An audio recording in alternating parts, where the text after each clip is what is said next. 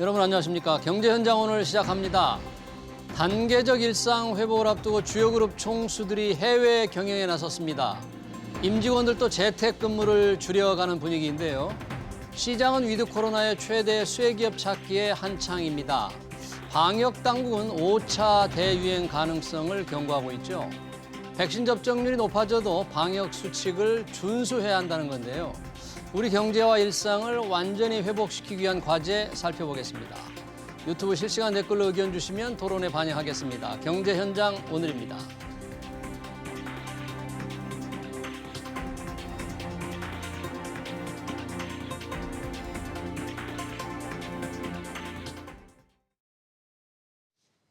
네, 위드 코로나 준비 상황 대책 알아보기 위해서 두 분 모셨습니다. 최양호 현대경제연구원 고문 그리고 백순영 가톨릭대 의대 명예교수입니다. 두 분 어서 오십시오. 반갑습니다. 자, 정부 계획으로 11월 1일이면 우리가 단계적인 일상 회복에 들어간다고 하니까 국민들도 상당히 기대감이 있고 기업들도 그 위드 코로나에 준비해서 많은 지금 변화가 있는 것 같아요. 최 고문님 상당히 지금 준비가 좀 진행이 되고 있습니까? 어떻게 바뀌고 있습니까? 굉장히 강화적으로 이런 방역을 대비하는 게 전체 기업의 한 69.9%, 한 70%가 지금 이런 재택근무를 지금 채택을 하고 있는데요. 빠르게 지금 기업 내의 어떤 루트를 통해서 접종률을 높여가고 있습니다. 예를 들어서 현대차 같은 경우에는 지금 96%가 우리 70% 80% 얘기하지만 백신 접종이 되면서 외부에서 들어오시는 분들 그대로 들어오게 하고 등등의 지금 변화가 있는데요.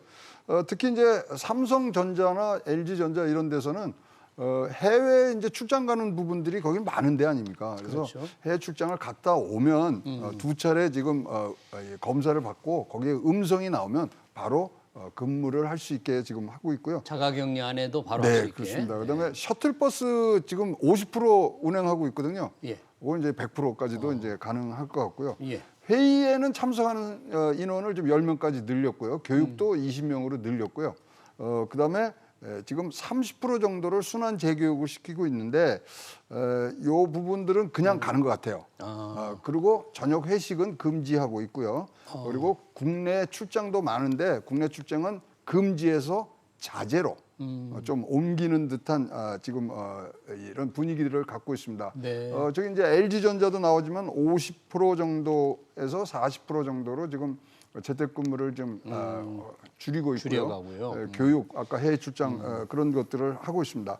근데 재미난 숫자는요. 예. 이렇게 이제 기업들이 하면서 지금 40% 넘는 여론조사를 해보니까 40% 넘는 기업에서 계속 하고 싶다. 재택근무. 재택근무를 계속 하고 싶다. 해보니까 편리하더라. 일단 직원 만족도가 높아졌고요. 그다음에 경비 줄이는 것들은 다 보실 수 있고, 예. 그다음에 업무 집중도가 굉장히 강화된 부분들을 했기 때문에 앞으로도 좀 계속 하고 싶다. 이런 얘기를 하는데 반면에 예. 대면 서비스를 많이 하는 곳은 아직도 계속 아주 강력한 기존 방역 지침을 지금 지키고 있습니다. 롯데. 네. GS, 대한항공, 신세계, CJ, 두산 이런 데는 대면 접촉이 많은 곳은 아직도 이런 방역 지침을 준수하면서 지금 진행이 되고 있습니다. 네, 정의선 현대자동차 회장, 또 이재용 삼성전자 부회장 등이 지금 미국으로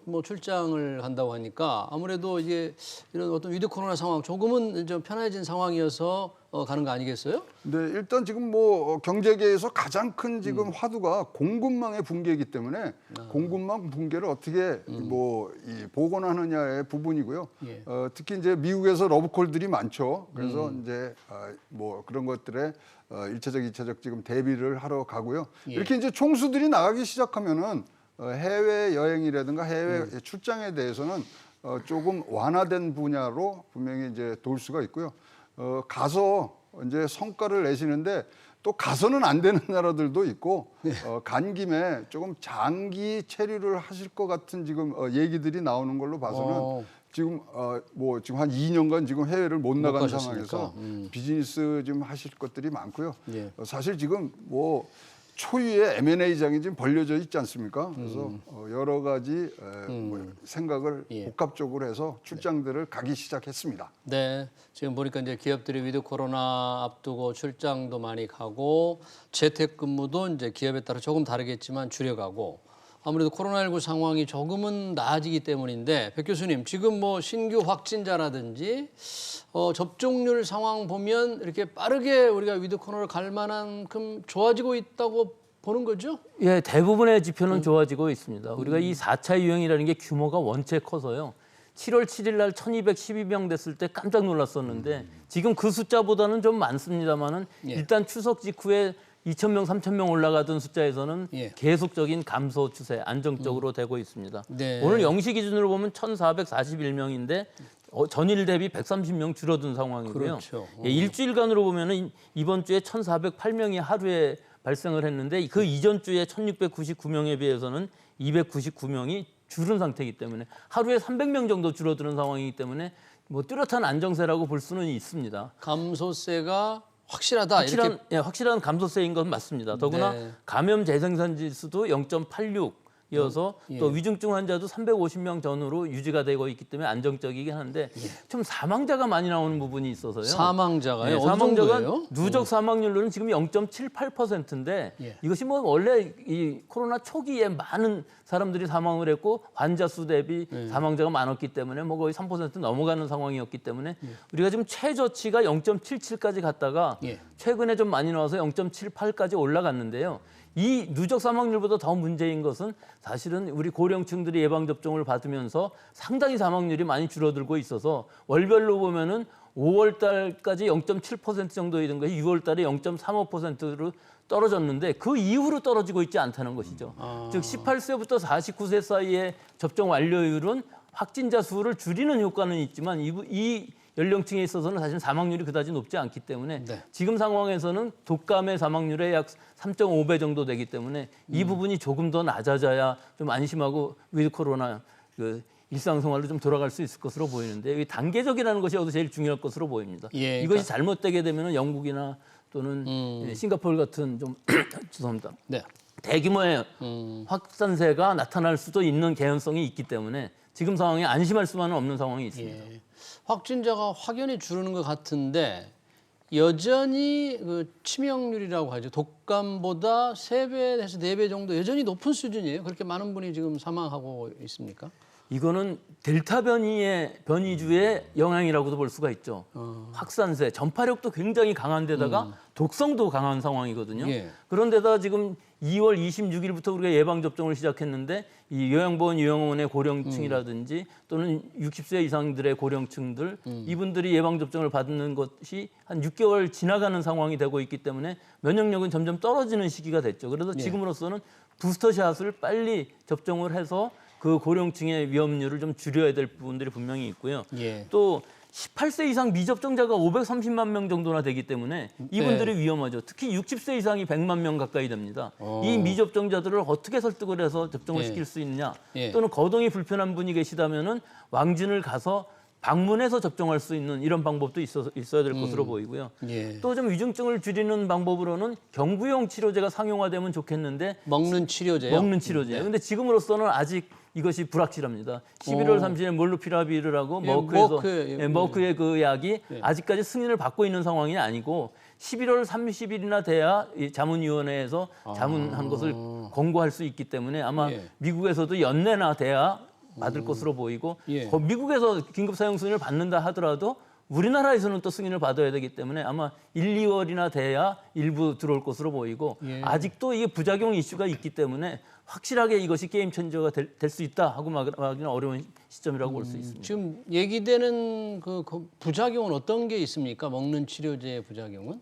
이 치료제의 의미는 그 바이러스의 RNA를 만드는데 그 RNA의 재료를 좀 잘못 들어가게 하는 것이기 때문에 이것이 사람의 세포 분열을 할 때 유전자에도 끼어들어갈 가능성이 있어서 임신을 한다든지 또는 아기를 낳을 때 기형아가 출산한다든지 혹은 장기적으로 보면 암이 된다든지 하는 가능성이 없지는 않습니다. 그래서 이 단기적인 노출이기 때문에 이 단기적인 노출에 의해서 얼마나 이 암을 만들 수 있는 것인지 또는 기형을 만들 수 있는지에 대한 확실한 데이터가 있어야만 되기 때문에 지금으로서는 그 장기적인 데이터는 임상실험에서는 알 수가 없는 상황이라 네. 자문위원회에서 아마 계속 결정할 것으로 보입니다.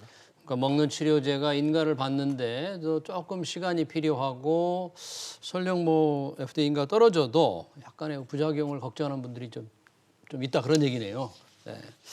최고원님 지금 이제 위드 코로나 아까 기업들의 준비 상황을 자세히 좀 말씀을 해주셨는데 위드 코로나가 되면 기업들마다 많은 이제 이 변화가 있잖아요. 그 수혜를 받는다고 그럴까? 네. 변화가 있는 기업들이 상당히 괜찮은 기업들이 많이 나올 텐데 어떤 분야가 혜택이 좀 예상이 됩니까?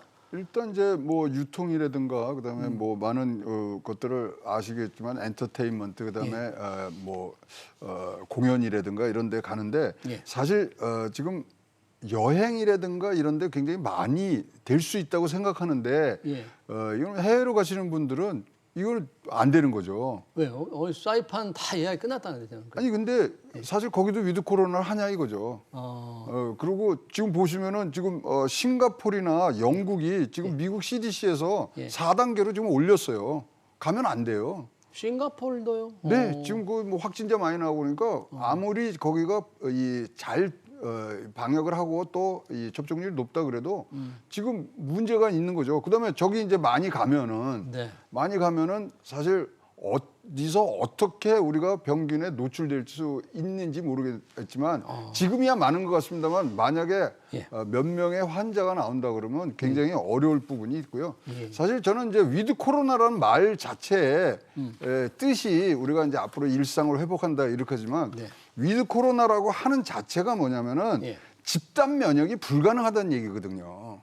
그러기 때문에 완전 종식이 불가능하니까 같이 살자는 얘기고요. 예. 위드 코로나라는 이 용어 자체가 예. 이게 일본식 영어입니다. 아 그래요? 일본이 4월 7일 날 니온 게이자이 신문에서 올림픽 치르려고 썼던 용어가 위드 코로나예요. 위드 코로나로 올림픽하고 생활로 들어가자. 근데 사실 위드 코로나는 제가 보기에는 네. 이거는 완전히 우리 국민들에게 또는 일상생활 속으로 우리의 책임으로 지금 들어가는 거죠.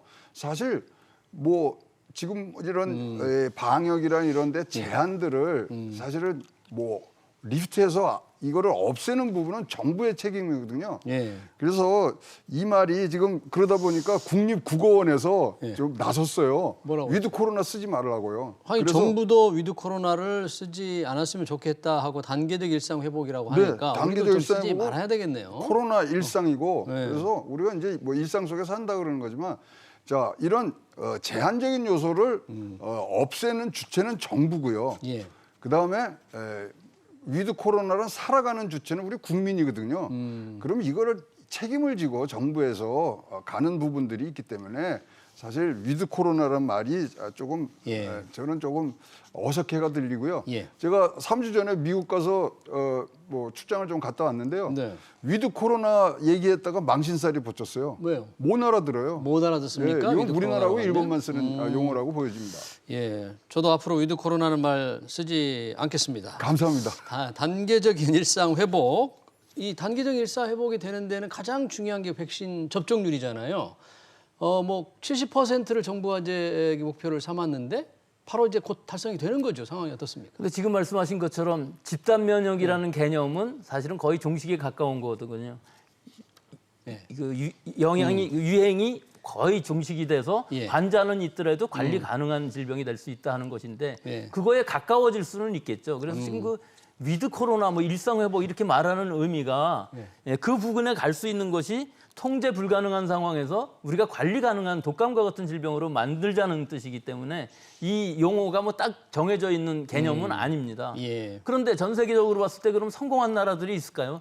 예방 접종률이 굉장히 높은 나라들. 네. 예를 들어 싱가포르는 83% 정도 되고요. 예. 지금 4단계라고 말씀하셨는데 우리보다 원체 강력하게 통제를 했었어요. 했는데도 그런데도 불구하고 지금 4천 명씩 나오고 어제 18명 사망한 것은 이 역대 최고치입니다. 예. 이 숫자는 우리보다 열을 곱해야 되는데요. 예. 왜냐하면 이 인구가 570만 정도밖에 안 되기 때문에 4천 명이라고 하면 우리는 치면 거의 3만 명대라는 얘기고 18명이라는 얘기도 하루에 180명 사망하는 것인데 실제 싱가포르 경우에 있어서는 누적 치명률은 0.2%로 지금까지 굉장히 잘해온 나라입니다. 예. 그런데도 불구하고 83%까지 올라가도 갔는데. 이 집단 면역의 개념이 형성되지 않는다. 이것은 델타 변이주의 특성이라고 할 수가 있는 것이죠. 이 감염 재생산 지수가 굉장히 높기 때문에 네. 아무리 접종을 많이 받아도 우리 인구의 100% 접종을 받는다 할지라도 예방 효과가 100%는 아니기 때문에 네. 불가능할 수밖에 없다는 것이죠. 그렇기 때문에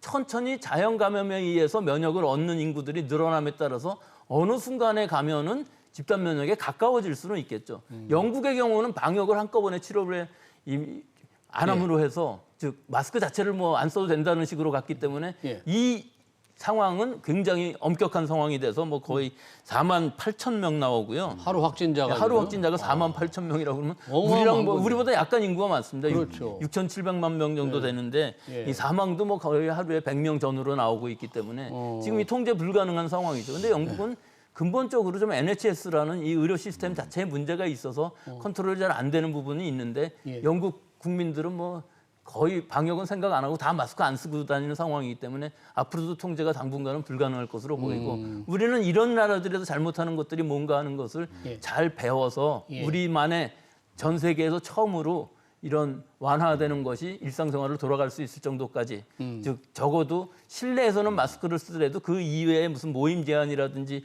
시간 제한 같은 것들이 없는 상황, 경기장 마음대로 갈 수 있고 하는 이런 상황 정도까지는 아마 갈 수 있을 것으로 보입니다. 예. 지금 보니까 이제 그 단계적 일상 회복으로 미리 간 국가들, 좀 빨리 간 국가들 접종률이 높아도 이렇게 확진자가 급증한다니까 우리도 조금 뭐 좋은 상황으로 가는 듯하면서도 걱정은 되는데 네. 그럼에도 불구하고 지금 기업들은 이런 일상 회복이 좀 활발해지면서 야외 공연이 가능해지니까 아까 잠깐 언급을 하셨는데 이런 엔터테인먼트 기업들 조금 신이 난 거 아닙니까? 지금? 네, 신이 나고 경제적 효과는 분명히 있어 보입니다. 이제 뭐 그러니까 경제라는 건 이동을 일단 기본으로 하거든요. 이동이라는 게 뭐 사람들 가는 것도 있지만 유통하고 그다음에 이걸 트랜스포테이션 하는 부분들이 있는데 예. 예를 들어서 이스라엘 같은 경우는 뭐 이렇게 풀어준 다음에 소비 지수가 101에서 105로 뜁니다. 그러다 보니까 바로 경제 성장률이 2.3% 예상했는데 5%까지 올라가거든요. 아, 그렇게 일상 회복이 되니까. 네. 예. 그다음에 이제 영국도 예. 가계 지출이 7.9%가 올라가요. 풀어주니까 예. 뭐 그러다 보니까 경제상으로는 4.2%에서 6.7%로 지금 경제 성장률을 올리고 있거든요. 예. 그러나 지금 5만 명씩 며칠만 해보면은 이 부분이 굉장히 누적되기 시작하면은 이거 다시 내려올 수밖에 지금 없는 상황이고요. 네. 영국 얘기를 하자면 영국이 사실 접종률 25%대 로드맵을 냅니다. 어떻게 이제 이걸 단계적으로 벗어나는가. 백신 접종률 25%밖에 25. 안 됐을 때 이미 로드맵을 냈어요. 냈죠. 그래 85%인데 자, 이게 뭐냐면요. 여기에 정치가 끼면 안 된다는 얘기를 지금 드리고자 하는 겁니다. 예. 그러면서 지금 뭐 7월 19일부터 그 로드맵에 맞춰서 지금 하려고 예. 총리가 자기도 걸려서 나왔고 했지만 무리하게 진행한 것이 보이거든요. 그래서 이거는 진짜로 정치적인 그런 견해가 한 톨이라도 들어가지 않으면 안 되고 우리 백 교수님 같은 전문가들의 의견을 따라서 가야지. 그러니까 이게 뭐 그 당시에 보이기 좋죠. 그다음에 그때 선거도 있었습니다. 그래서 뭐 총선도 있고 그러니까 좋은 숫자들 나왔어요. 2.3%에서 5.0% 가는. 그럼에도 불구하고 예. 지금 나오는 결과는 5만 명이란 일일 확진자가 나오기 때문에 예. 우리 지금 위드 코로나 제가 취재를 해보니까 예. 우리 수학 능력 시험 본 다음 날 18일부터 이제 시작하는 것처럼 지금 얘기가 되더라고요. 푸는 것도 좋지만 예.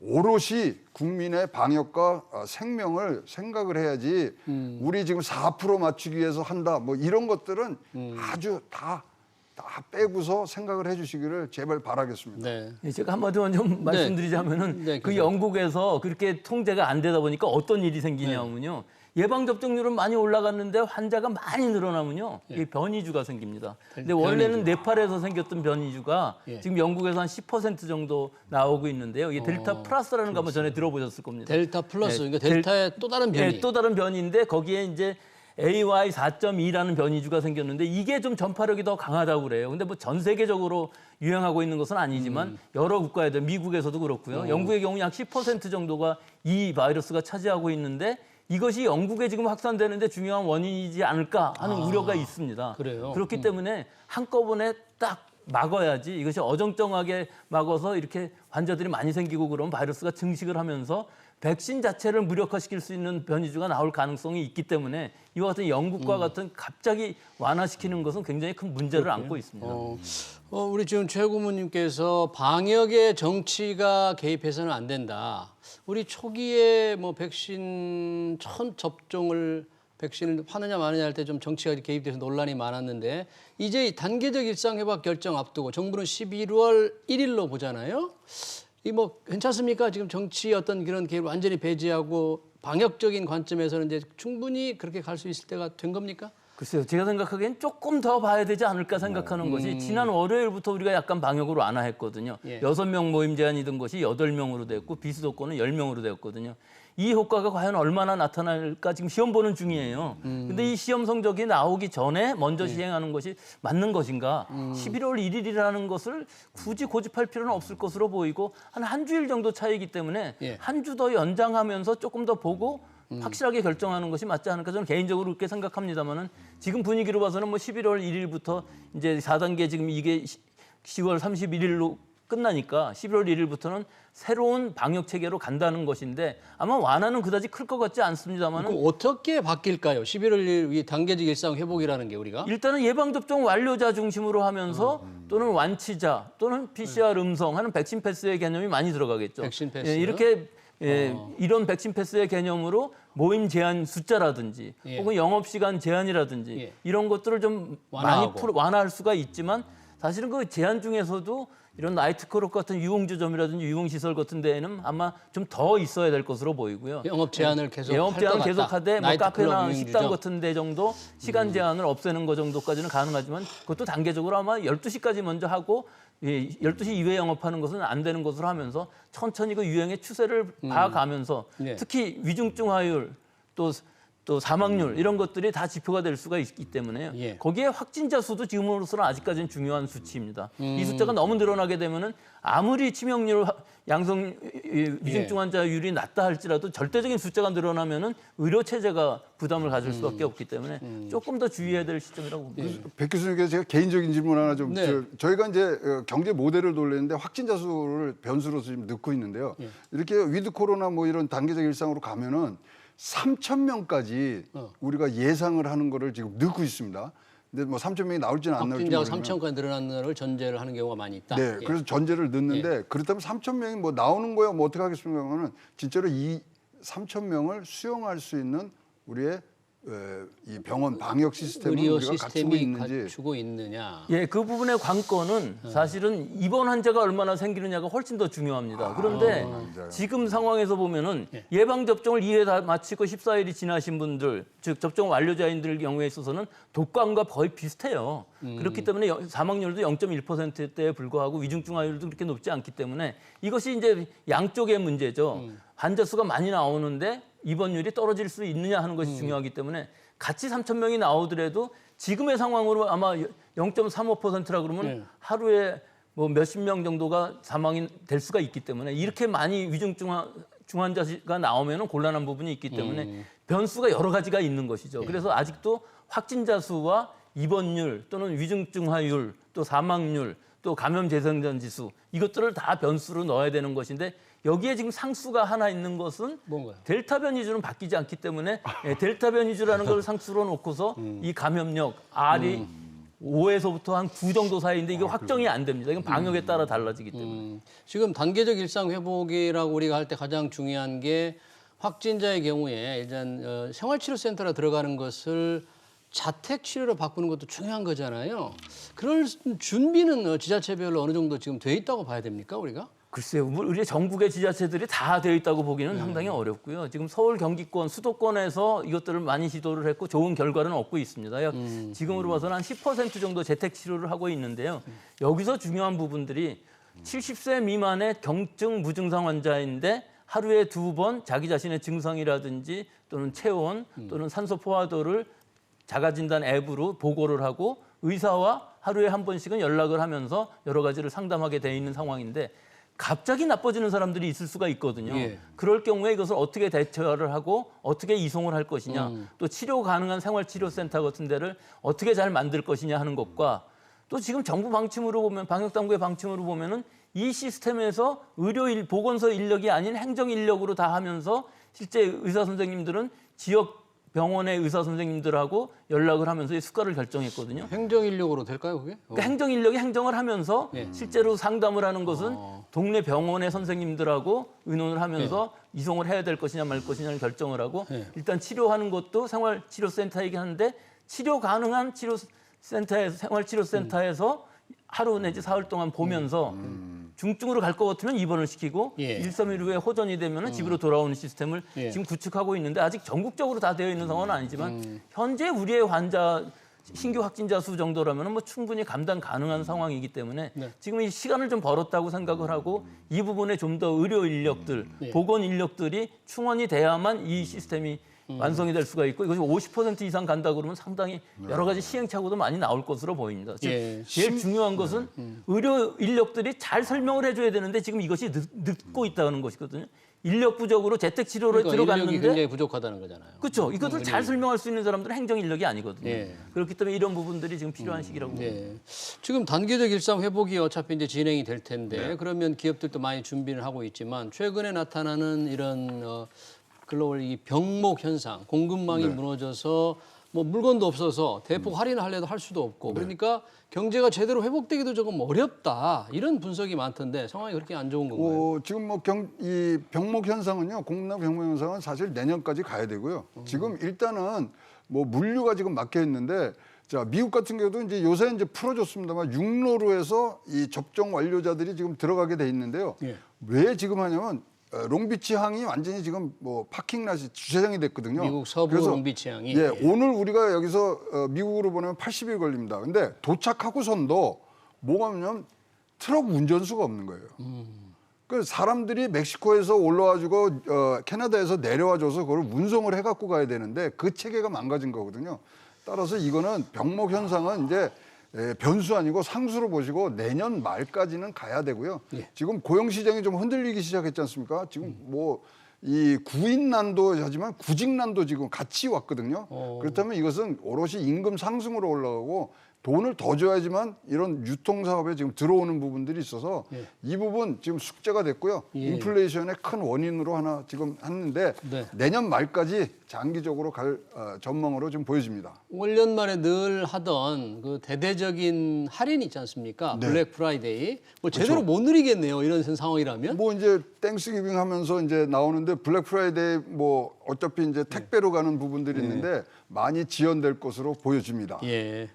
자, 교수님, 이 단계적 일상 회복을 위해서는 아까 말씀하신 대로 여러 가지 그 대처 방안, 로드맵이 필요할 텐데 뭐 공청회는 25일 날 정부가 한다고 해요. 어떤 로드맵을 마련해서 어떻게 준비를 해야 합니까, 이제? 그래서 지금의 유행 상황에 맞춰서 단계적으로 완화할 때 어느 정도까지 완화할 것이냐를 결정하는 것이 굉장히 중요하죠.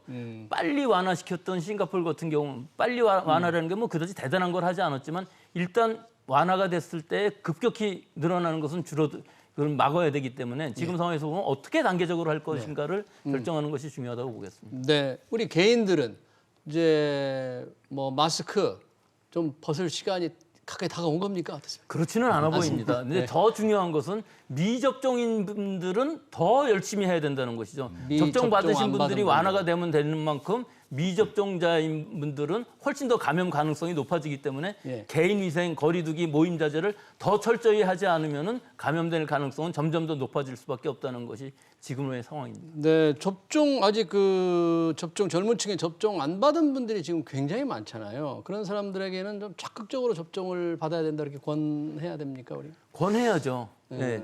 부작용이 무섭다기보다는 사실은 여러 가지 신념에 의해서 안 받으시는 분들, 특히 가짜 뉴스, 유튜브에 있는 가짜 뉴스에 의해서 안 받으시는 60세 이상의 고령층들이 상당히 많이 있기 때문에 이런 분들은 어떻게든지 설득을 하고 부작용 사례에 대해서는 좀 더 광범위하게 보상하고 또 치료비 또 여러 가지 방법을 마련해서 부작용 우려 없이 예방 접종을 더 권고할 수 있는 상황이 되어야 되겠습니다. 네.